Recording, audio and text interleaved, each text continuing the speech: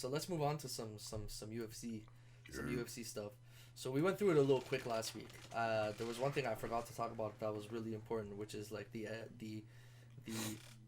what's gonna basically happen in that heavyweight division now that Ngannou's champion. Yeah. So basically, it kind of sucks, but it looks like they're just basically skipping over Stipe for the rematch. Like, not even a chance, which is kind of crazy because they were talking about this man as the greatest heavyweight of all time. Wait, you want blah, blah, blah. you want a rematch?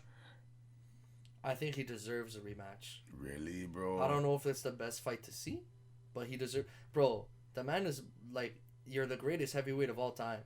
You know what I mean? That's like Kobe losing to LeBron in the finals and then telling Kobe to retire. You know what I mean? Like, it's like, I mean, it's different with fighting. Yeah. But, like, you know, it's like you don't disrespect a great like that. You know what I mean? You always gotta... Like, if he was a more popular fighter, if he's Conor McGregor, he's getting a rematch. Even though he got dominated like that. Which, case in point, UFC 264 was just announced with McGregor versus Poirier 3. McGregor's not getting that rematch if he's not Conor McGregor. He's Fact. not.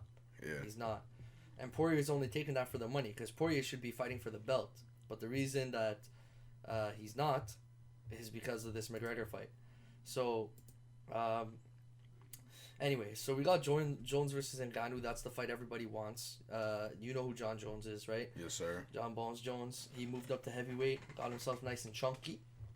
So,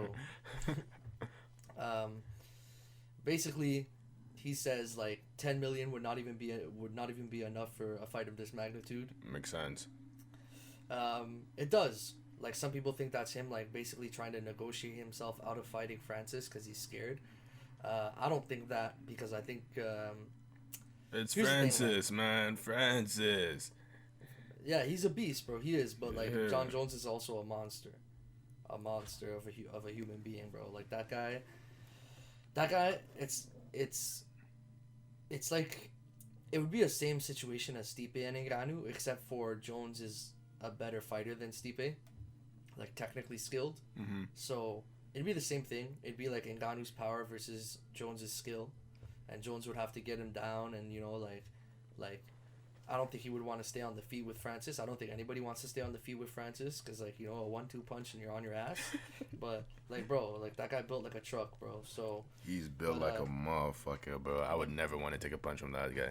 but yeah, Jones got big. The thing is too is like, how is Jones gonna perform at heavyweight? Because he was the light heavyweight champ for a while, won it at a young age. Yeah. But like, you know, you put extra weight on your body, you don't move the same, you get tired faster, like et cetera, right? Like he moved up to heavyweight. I think he was fighting at 215. I think light heavyweight. Yeah, light heavyweight's 215. I think. So he's fighting at 215. I think he's up to like 240 or something now, around there. 230, 240. Ngannou's 265, bro. Jesus 263. Christ. Yeah, 265 is the limit for heavyweight. So he probably walks around heavier than 265 and then just drops some weight for the matchup. But Damn. yeah, bro, he's a big boy, bro. He's a big boy. Yeah, bro. So, hey, man, my gut, as much as I want to see this, do you know how crazy this fight would be? John Jones versus Francis Ngannou. This would be one of the biggest fights in UFC history. It'd be like the modern day McGregor versus Khabib like type of level. You know what I mean? Like these guys would become huge names. Like John Jones is already a huge name, and Ngannou's on his way up. But this would be a huge fight, and my gut is telling me that it's like just not gonna happen because of this negotiation bullshit. But if I'm the UFC, John Jones, say a number, it's yours. I mean, say a number, it's yours. Really? And he could say say something. a number, it's yours. He could say something crazy like 100 mil, bro. He could say something crazy just like that, and then, you know.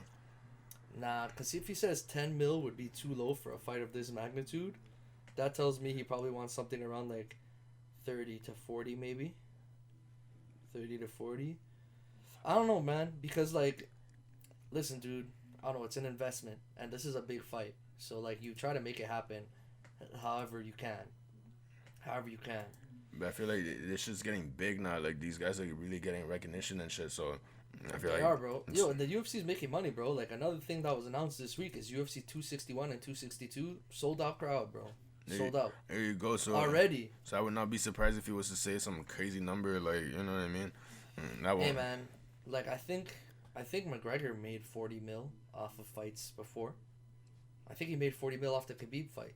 So if McGregor gets 40 mil, John Jones should get around that too. He probably gonna get more because let's see. McGregor, Conor and Khabib, would it really like Khabib wasn't up at that time. McGregor was, but Khabib wasn't. So you're saying Khabib became a name after he beat Conor McGregor. That's when he became a popular name. So you're saying Francis and John Jones right now would be a bigger fight than what Conor and Khabib was? It could be because the sport's more popular now too. Exactly. I mean, yeah. So now he's definitely gonna ask some more bread, bro. Most definitely. There's money coming this boy's way. He's gonna say something like 100 mil, and then people are gonna be surprised. But to him, that ain't gonna be shit. Taking a punch from Francis. You want to take a punch from Francis? Give me 100 mil. For 100 mil, I'm taking a punch from Francis. For 100 mil, I might. Yeah, bro. 100 mil. Give me 100 mil, Francis. And yeah, bro. McGregor said he made close to 50. He estimated it at 50 million. 50 mil? He made 50 mil from that Khabib fight? Yeah. Around there, he says. Like, he might have made less. I think the number... This is, like, from the time when they were, like, announcing. Yeah. Like, from that time, this article. Yeah. But I think he announced later that he made around 40 mil. So, like, hey, man, I think 40 mil would entice John Jones. I think 40 mil would entice John Jones, bro. At least 30 mil. 40 mil is going to tickle the man's ear. He named a number, bro. He said 10 mil would be too low for a fight of this magnitude. So he named a number. If you name a number, like 10 mil. So he's the one that brought up that 10 mil question. Yeah, he said 10 mil would be too low for a fight of this magnitude. I don't think he's been offered 10 mil. I think he just said that.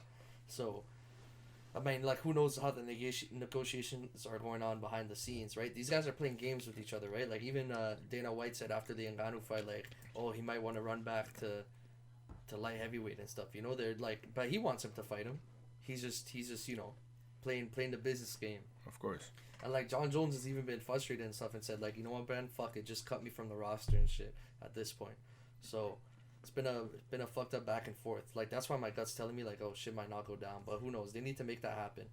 But yeah, sold out crowd for UFC 261 and 262, which is crazy. We've already talked about the fights that are going to be happening in those. We got Usman Masvidal 2, Zhang Weili versus Rose Namajunas, Thug Rose, Valentina Shevchenko versus Jessica Andrade. So these are 3 belts on the line in one card again, which is fucking ridiculous. And then Uriah Hall versus Chris Weidman. They're kind of low in the ranks, but those are known names. And then UFC 262 is sold out. We already knew about Charles Oliveira versus Michael Chandler for the light heavyweight title, the title that Khabib vacated with his official retirement now. Yeah. And then the new addition, which it was like a crazy announcement this week, Leon Edwards versus Nate Diaz. So you saw Leon Edwards' last fight versus Bilal Muhammad with the eye poke and stuff. So it looks like Bilal's not getting his rematch, sadly for him. But Leon Edwards has been begging for these fights, and bro, Nate Diaz is a big fight. You know who Nate Diaz is? Yeah, I've heard of him too. Bro, Nate Diaz is a big money draw, bro. He doesn't really stay in a weight class, but he's a big money draw. And what's kind of like messed up about this is Leon Edwards is ranked 3rd. So imagine Nate Diaz just like comes into this division in the top 5 rankings because he beats like Leon Edwards. Does he still have it like that Edwards, though? I mean, Nate Diaz is kind of just like, I don't know. You just don't know what to expect with him. You don't go in thinking about a win or a loss. You just go in knowing that it's gonna be a fucking battle. Yeah. Bro, this guy has so much scar tissue on his face. I've seen that. That yeah. every fight, it just like he bleeds, and he's not even bothered, bro. My guy will literally just like close his eyes, open his eyes, blood dripping down his whole face. He'll go in there, get ripped up. He doesn't care, bro. Like that's why people love watching Nate Diaz fights, because you always know it's gonna be messed up. Like, you know, this guy doesn't give a shit, bro. He's like, that brain is damaged. Watch a Nate Diaz interview, you'll be like, this guy is like, he's not all up there, you know? Like, it's, and like, you know, this guy, bro. He doesn't even care about an appearance or nothing. Like, he's been on, like, promotion stages just, like, smoking a spliff and shit. Like, he doesn't care. Bro. Yeah, real stoner vibes. Oh, he's a huge stoner, this guy. But, like, yeah, Nate Diaz is kind of like, I don't know, he's always been like that money fight, you know. He's always that random guy that people fight for some money, you know. So I'm pretty excited for that fight though, because Leon Edwards is ranked 3rd in the division.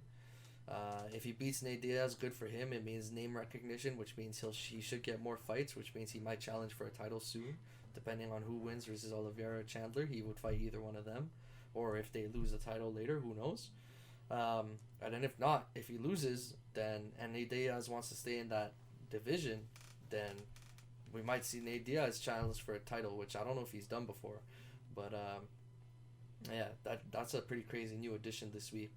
And then also, this is an old announcement, but I don't think we touched on it before. So another fight in 262, other than the Oliveira versus Chandler title fight and Edwards versus Nate Diaz, is Tony Ferguson versus somebody I don't know called Daruish, who's ranked 9th. I don't even know who Tony Ferguson is, bro.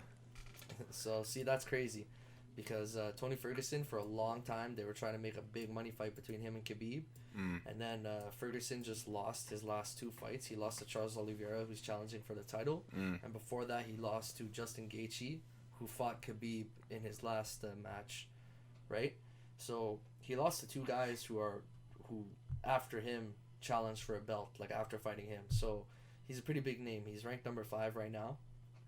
But, you know, after 2 losses and at his age, he's gotta get this dub, because like it's like shit's looking rough for him, you know. When you get an older fighter and you get a losing streak, even no matter how big your name was, like I heard rumors of them thinking about cutting him, which is crazy, because not even just a year ago they were talking about him versus Khabib. They had the fight set up and it got canceled. They got canceled like 2 or 3 times, that fight. So yeah, and then as I said, UFC 264 McGregor versus Poirier 3 got announced this week as well. So a lot of Dana White's my guy don't stop, bro. He's like pump it out, pump it out, pump it out, pump it out. He's seeing the money that they're making, bro. And I think it's been the biggest sport, maybe not in the world because soccer's still huge, but like biggest sport in maybe the States this year. I mean, COVID helped that motherfucker, bro. Yeah, like because he was the first to figure out a way to get his shit going again after COVID. You know, like true businessman.